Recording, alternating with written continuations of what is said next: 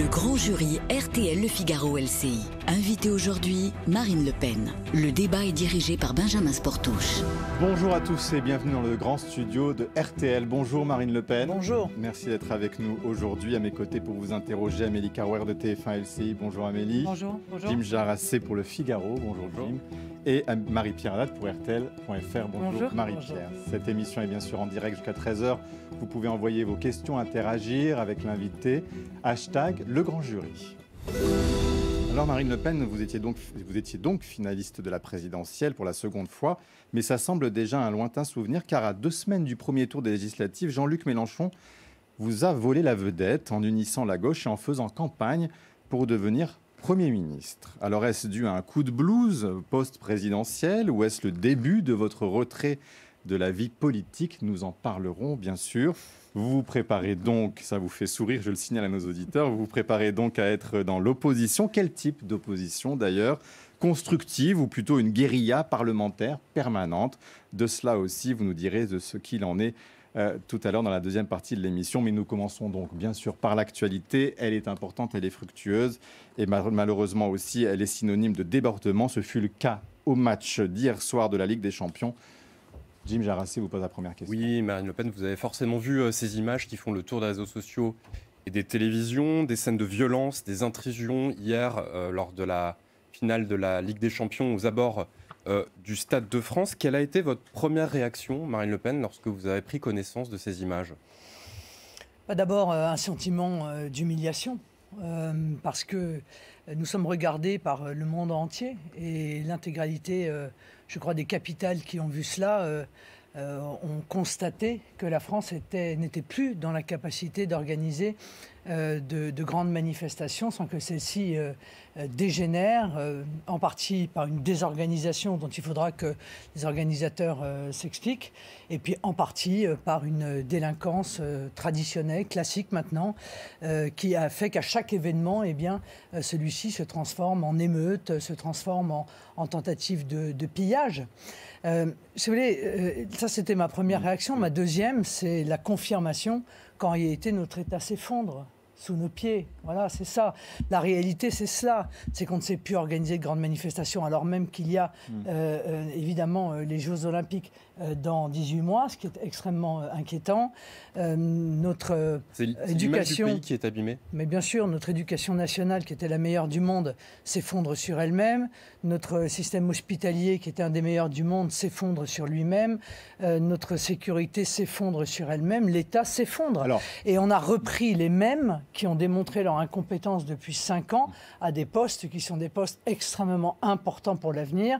Je pense bien entendu dans le domaine de la sécurité au ministère de l'Intérieur et au ministère de la Justice, qui ont été à nouveau confiés à M. Darmanin et à M. Dupond-Moretti. Gérald Darmanin, le ministre de l'Intérieur, donc, qui incrimine lui les supporters anglais qui étaient munis de faux billets pour hier soir. Oui, mais les mensonges de M. Darmanin doivent d'ailleurs pousser, je le pense, à demander le déclenchement d'une enquête parlementaire pour savoir comment ça s'est passé, car incontestablement il y a des gens qui étaient munis de faux billets, mais la réalité des images que chacun a pu voir sur les réseaux sociaux, c'est que ce sont les traditionnels voyous de banlieue qui ont créé un phénomène en réalité de panique en cherchant à entrer sans billet, s'en réjouissant d'ailleurs par des petites vidéos sur les réseaux dans le stade.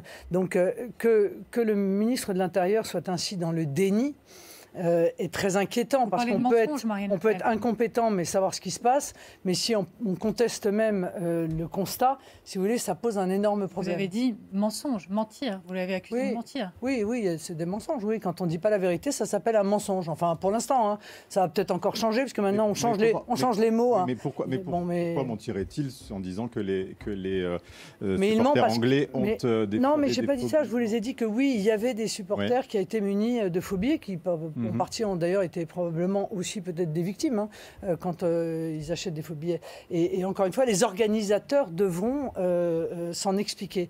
Mais il y a eu quasiment des émeutes qui se sont déclenchées.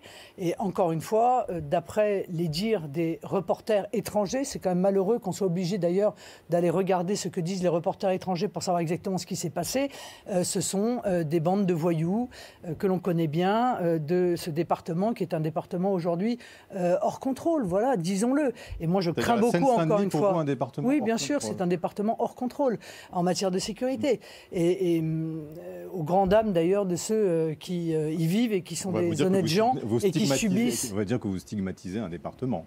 Si vous laissez me terminer ma phrase, vous verrez bien que je ne stigmatise pas, parce que j'ai dit aux grandes dames des habitants qui y vivent, qui sont des honnêtes gens et qui subissent eux aussi les conséquences de cette ultra-délinquance. Voilà, mais encore une fois, je pense qu'il faut essayer de faire un constat un peu global de la situation. Je veux dire, dans tous les secteurs, on a le sentiment que l'État ne contrôle plus rien. Voilà, dans tous les secteurs. Et moi, je veux que les Français s'en rendent compte. Tous les Français, y compris ceux qui aujourd'hui pensent qu'ils sont préservés de cela, soit parce qu'ils habitent dans des endroits qui sont un peu excentrés, soit parce qu'ils ont les moyens financiers qui leur permettent d'échapper à cet effondrement. Cet effondrement, il rattrapera tout le monde. Donc c'est maintenant qu'il faut agir, c'est maintenant qu'il faut reprendre la main. Et ça tombe bien, il y a des élections législatives qui vont permettre de faire le choix du retour de l'ordre dans notre pays. Parce que, encore une fois, c'est la première des libertés.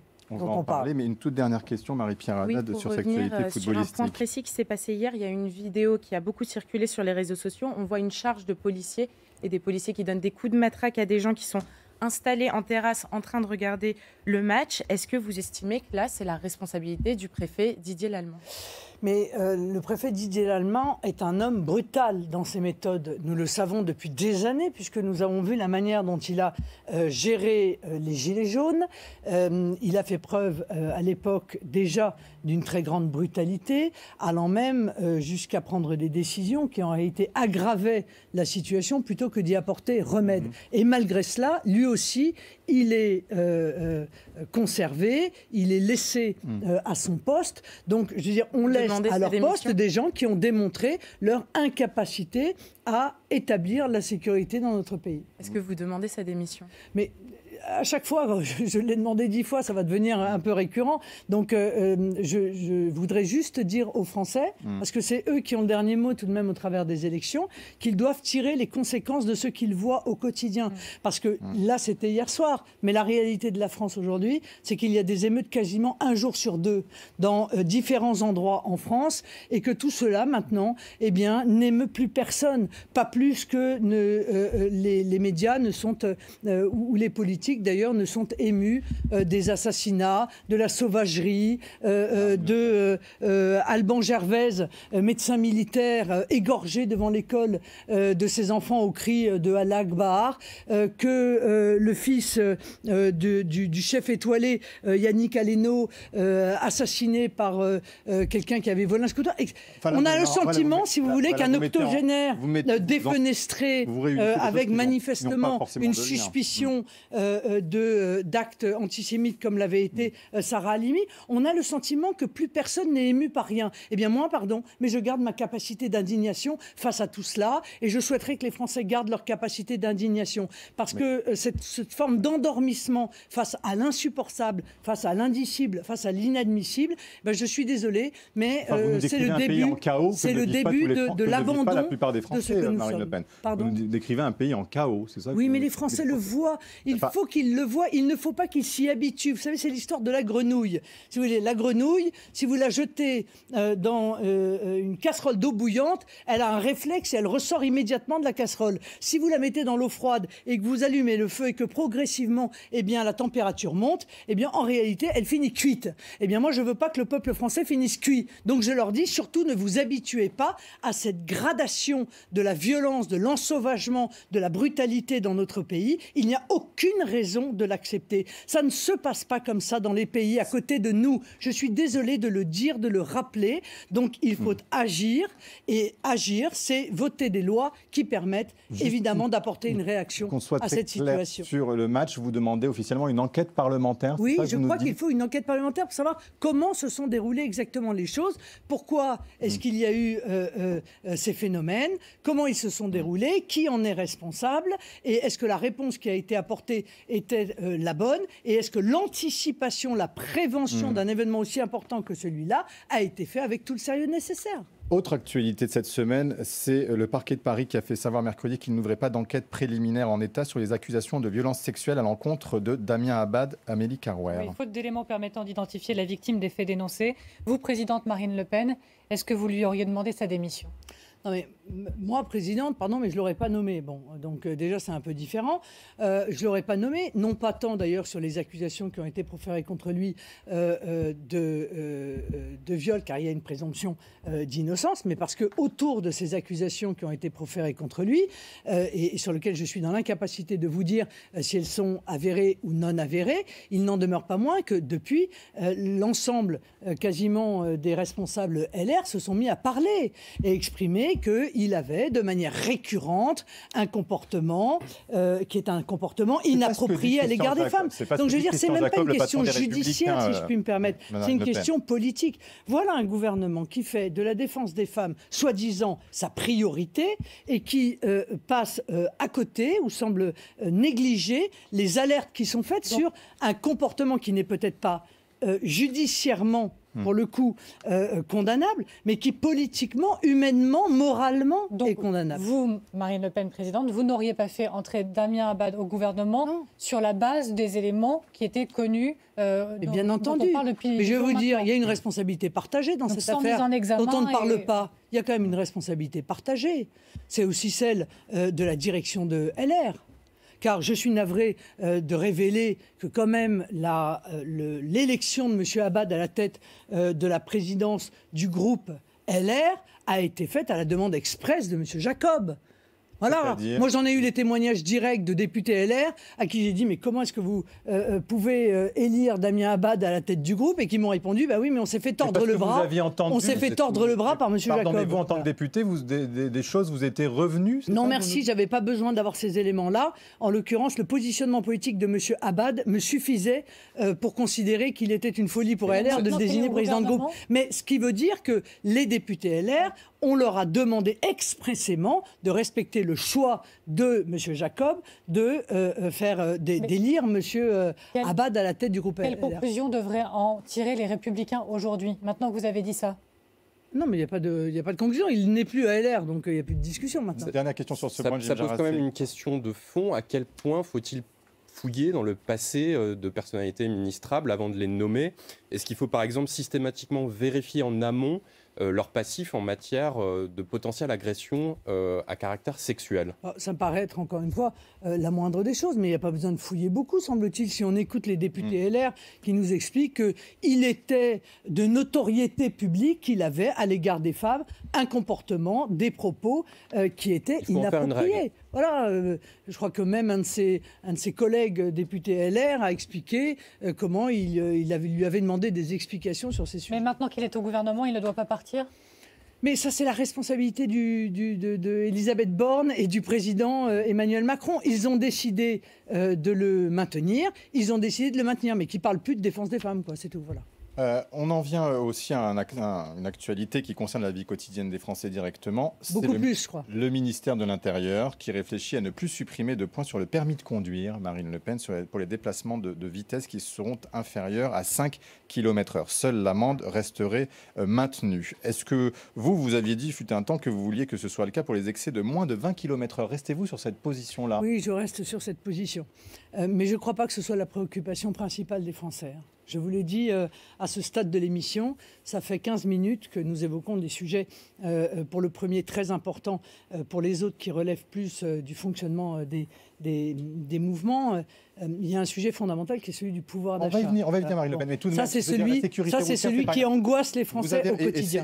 Maintenant, il est sûr que moi, j'ai plaidé pour que les excès de vitesse, que j'appelle les petits excès de vitesse, de moins de 20 km/h, ne fassent plus l'objet de retrait de points sur les permis, parce qu'en réalité, ceux qui sont obligés de beaucoup conduire, et notamment pour leur travail, eh bien, se retrouvent bien souvent, petit point par petit point, retirés dans une situation de se voir privés de leur permis de conduire. Et on a vu une inflation de fait des gens qui conduisaient sans permis, ce qui est une très mauvaise, évidemment, conséquence de cela. Marie-Pierre Haddad, sur la sécurité. Oui, on voit sur les réseaux sociaux que cette question, elle déclenche une question beaucoup plus générale sur l'utilité du permis à points. Est-ce que vous pensez qu'il faut supprimer le permis à points?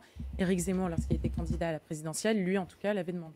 Oui, je l'avais réclamé par le passé, mais je pense qu'en réalité, après avoir analysé et rencontré les associations dans ce domaine, et moi, je pense que la mesure consistant à supprimer les points, enfin à supprimer la suppression des points pour les petits excès de vitesse, m'apparaît correspondre à quelque chose de positif. Maintenant, il faut conserver évidemment la sévérité à l'égard de graves excès de vitesse ou même d'autres comportements qui peuvent avoir des conséquences sur la vie humaine. Mais vous, député, très concrètement, est-ce que si le ministère de l'Intérieur soumet au Parlement cette suppression de points, vous le voterez? Mais bien sûr, mais on fera d'abord un amendement pour élargir à 20 km/h plutôt que 5 km/h. Voilà.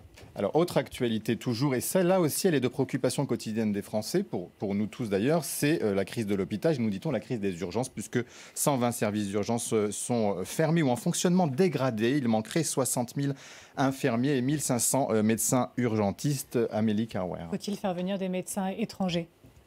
C'est quand même étonnant, quoi. La première réponse à chaque fois qu'il y a un problème, c'est aller chercher des médecins étrangers. Bon. Parce qu'ils sont présents à l'hôpital et on va y revenir. Oui, d'accord. Enfin, il y a 15 000 soignants qui ont été suspendus parce qu'ils refusaient de se faire vacciner, qui auraient pu se faire tester chaque jour pour aller travailler dans de bonnes conditions. Et la première réponse que l'on offre, c'est des médecins étrangers. D'abord, permettez-moi de rappeler que la situation de l'hôpital est dramatique depuis longtemps, que cet effondrement de l'hôpital a été masqué par la crise du Covid. Et masqué par la crise du Covid, pourquoi? Parce que les soignants ont fait preuve d'une abnégation telle pendant cette crise qu'en réalité, ils ont quasiment cacher la situation de l'hôpital. Donc il y a beaucoup à faire pour l'hôpital. Et c'est un grand plan pour l'hôpital qu'il faut mettre en œuvre. Moi, j'ai proposé pendant la campagne présidentielle 20 milliards pour l'hôpital, 10 milliards pour les revalorisations, notamment salariales, et 10 milliards d'investissement. Eh bien, l'urgence... Parce que vous dites 15 000 réintégrations sur 600 000 soignants aujourd'hui, on sait que ça serait une goutte d'eau. C'est pas... Il y a autre chose qui est la carence en médecins. Il y a aujourd'hui 20% des effectifs dans l'hôpital public qui sont pourvus par des médecins étrangers qui le permettent de fonctionner. Monsieur Sportouche, la situation de l'hôpital, de les faire venir d'abord la situation du manque de médecins et de la responsabilité de ceux qui nous ont gouvernés. Voilà, depuis 30 ans. Parce que ça fait 30 ans que nous disons qu'il faut arrêter avec ce numerus clausus, qui est une folie et qui fait qu'on n'a pas assez de médecins. Et qui va être aboli, qui a été aboli. Qu'on ne forme pas assez de médecins français et que du coup, on va chercher des médecins étrangers, que bien souvent d'ailleurs, on paye moins bien que les médecins français et dont on prive d'ailleurs les pays en question. Je vous signale tout de même qu'il y a un appel, une alarme qui a été lancée par l'Algérie il y a peu en expliquant qu'ils faisaient face à une fuite de leurs médecins qui viennent travailler en France et qui ont des conséquences évidemment, enfin qui a des conséquences cette fuite sur la qualité des soins en Algérie. Donc on pille un certain nombre de pays dont on effondre nous-mêmes le système de santé pour pouvoir faire face à l'effondrement d'une autre. Bon, ça n'est pas ma méthode. Ça, c'est la première des choses. Mais deuxièmement, les médecins ne travaillent plus à l'hôpital parce qu'ils vont travailler ailleurs. Voilà, parce qu'ils vont dans le privé. C'est oui, bien sûr. Alors justement, une question là-dessus. Mais bien sûr, mais laissez-moi terminer pour que les gens comprennent. Ils fuient l'hôpital parce que l'hôpital est aujourd'hui dans une situation qui est une situation catastrophique. Et quand vous êtes un médecin et que vous n'avez pas de soignants et que vous n'avez plus d'infirmières à votre disposition, quand vous voyez que l'hôpital ne fonctionne plus, eh bien, vous n'avez pas envie de venir y travailler. Donc la première des choses, c'est embaucher des infirmières, c'est évidemment réintégrer les soignants qui ont été exclus sans salaire, en leur rendant d'ailleurs le salaire dont ils ont été privés. Les mois de salaire. Et c'est changer le fonctionnement de l'hôpital. On va y venir, mais justement... une proposition Marine Le Pen qui a été mise en avant cette semaine par Jean-Luc Mélenchon. Il propose de réquisitionner le secteur privé de la santé pour aider l'hôpital public. Qu'est-ce que vous en pensez? Mais Jean-Luc Mélenchon, quand il est face à un problème, soit il bloque, soit il réquisitionne. On voit quand même que il y a un petit côté URSS là-dedans. Hein.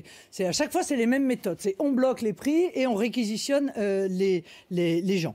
Mais pendant la crise du Covid, moi, j'avais été la première, pour le coup, parce qu'on était en situation de crise, à dire il y a un problème. Car je savais pertinemment, pour en avoir eu des témoignages, que des cliniques privées qui étaient l'arme au pied et qui attendaient qu'on fasse appel à elles, n'ont pas été sollicitées pendant la crise du Covid.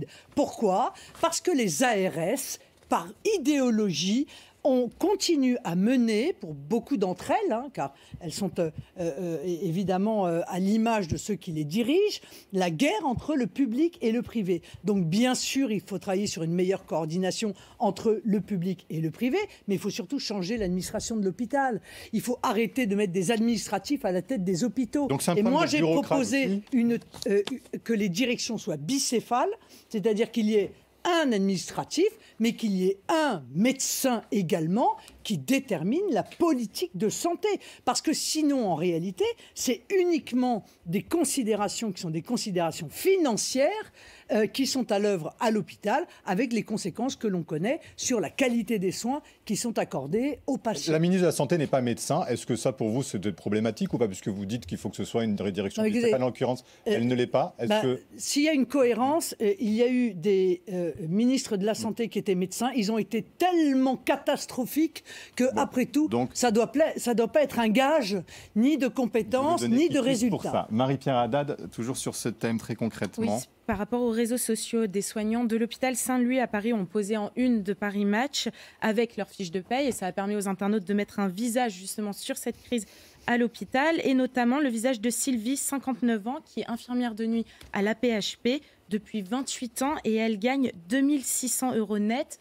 Pour vous, c'est quoi un salaire correct, par exemple, pour Sylvie? Un salaire correct, je veux dire, les salaires des infirmières étaient 20% moins importants que la moyenne européenne, avant le Ségur de la Santé. Ils ont été augmentés de 10%, il faut encore les augmenter de 10%. Combien? De 10%, pour qu'on puisse combler la différence qui existe entre le salaire qui est accordé aux infirmières en France et la moyenne des pays européens. Voilà, ça me paraît être la moindre des choses. Mais il y a autre chose aussi. Il y a la retraite, dont je suppose on va parler. Oui. Et vous voyez bien que malgré qu'elles aient un système qui était un système un peu particulier, la perspective de devoir travailler plus longtemps pour des infirmières, en rappelant que c'est un métier extrêmement physique. Je veux dire, l'infirmière, c'est pas seulement celle qui entre le matin dans la chambre du patient pour demander si la nuit s'est bien passée. Elles ont des manipulations de patients à faire. C'est extrêmement physique. Elles sont bien souvent extrêmement fatiguées à la fin de leur carrière. Et donc, envisager une augmentation des années de travail, ça n'est une fois de plus pas raisonnable. Qui dit salaire, dit pouvoir d'achat. On y vient, le pouvoir d'achat qui a été décrété urgence nationale par Emmanuel Macron en Conseil des ministres. Pardon, vous avez dit? Il serait temps. Une question d'Amélie Carouet. Sur le fond, il pourrait y avoir un chèque alimentation pour les ménages les plus modestes, le bouclier énergétique qui devrait être reconduit ou le triplement de la prime Emmanuel Macron. Qu'est-ce qui vous empêcherait, Marine Le Pen, de voter ce paquet de mesures? Bon, d'abord, il faut quand même rappeler que le problème du pouvoir d'achat a été quasiment nié par Emmanuel Macron pendant la campagne, qui a procédé, lui aussi, il faut bien le dire, à des mensonges. Moi, je vous renvoie au débat du second tour, où Emmanuel Macron quasiment a nié qu'il y avait une inflation. Bon. Je lui ai donné les chiffres de l'inflation. Lui, il évoquait les chiffres de l'inflation avant la guerre en Ukraine, alors qu'on avait les derniers chiffres. L'augmentation des prix pour les Français les met dans une situation qui est terriblement difficile. On a une augmentation des prix de 6% au mois de mai, et ça touche évidemment les produits essentiels. Donc augmentation des prix de l'alimentation, augmentation des prix d'hygiène, et je ne parle pas bien entendu de l'augmentation du gaz, électricité. Inflation moindre que dans les autres pays européens, énergie, ça vous le reconnaissez? Parce qu'on a contribué avec un bouclier tarifaire. Oui. Bon, donc vous reconnaissez l'utilité que l'on paye par la dette, je vous rappelle quand même. Oui, mais dont vous reconnaissez l'utilité pour les Français? Non, mais le bouclier tarifaire. Je vais vous en parler. Quand même 45% d'augmentation sur le gaz, en l'espace d'un an. 40% sur le gazole. Tout ça, ça rogne évidemment la capacité des Français à boucler leur fin de mois. Alors, sur les propositions qui sont faites par le gouvernement, elles sont mauvaises. Voilà, je l'ai dit, je le redis. Je pense que les chèques, la multiplication des chèques n'est pas la bonne solution. La bonne solution, c'est sur l'énergie, la baisse de la TVA de 20 à 5,5% de manière pérenne et pas un chèque comme ça de temps en temps, dont il faut dire qu'ils ont été d'ailleurs particulièrement mal ciblés, puisque des gens qui n'en avaient pas besoin ont reçu les chèques, des gens qui en avaient besoin ne l'ont pas reçu.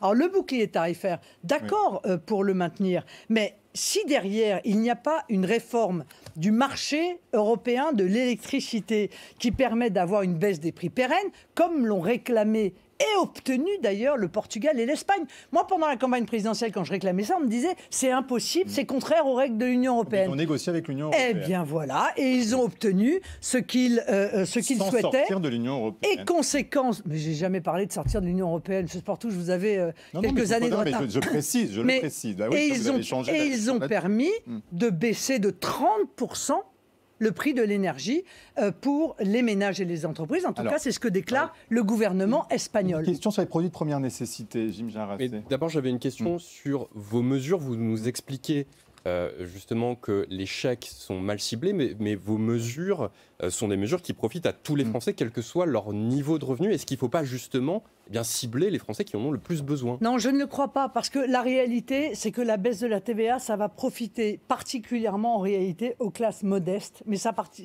profitera aussi aux classes moyennes, qui sont systématiquement oubliées des politiques, comme si les classes moyennes étaient toujours considérées comme trop riches pour être pauvres. Ça n'est pas vrai. Les classes moyennes aussi, elles subissent de plein fouet l'augmentation de l'inflation sur les prix de l'alimentation, sur les prix des produits d'hygiène, sur l'énergie. Donc moi, je crois plus à une mesure qui est pérenne, qui sera pour toujours, qui est la baisse de la TVA de 20 à 5,5, que quelques chèques. Alors là, on nous parle d'un chèque de 30 à 60 euros qui serait distribué qu'aux salariés et au SMIC. C'est ce que vous avez dit Emmanuel Macron dans le débat d'ailleurs. Oui, vous et moi, nous n'en avons pas besoin.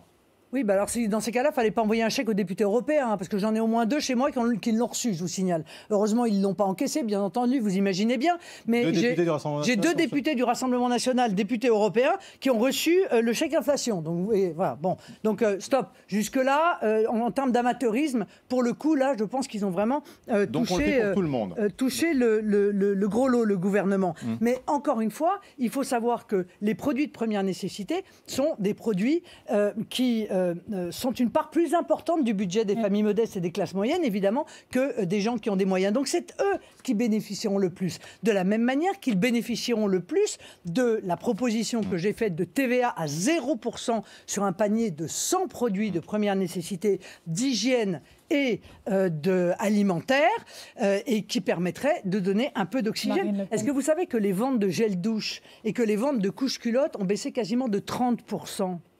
Ça veut dire que les Français sont en train de rogner sur des produits d'hygiène qui sont des produits de première nécessité.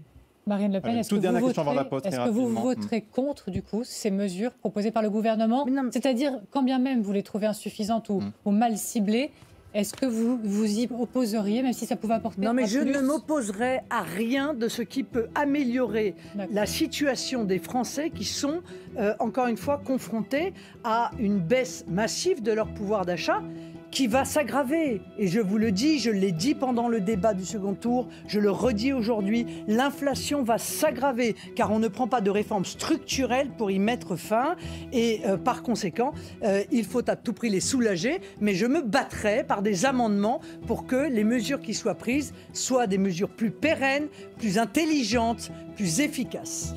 On parlera notamment donc justement de cette opposition, quel type d'opposition vous voulez. On se retrouve dans quelques minutes pour la suite de ce grand jury de Marine Le Pen. À tout de suite.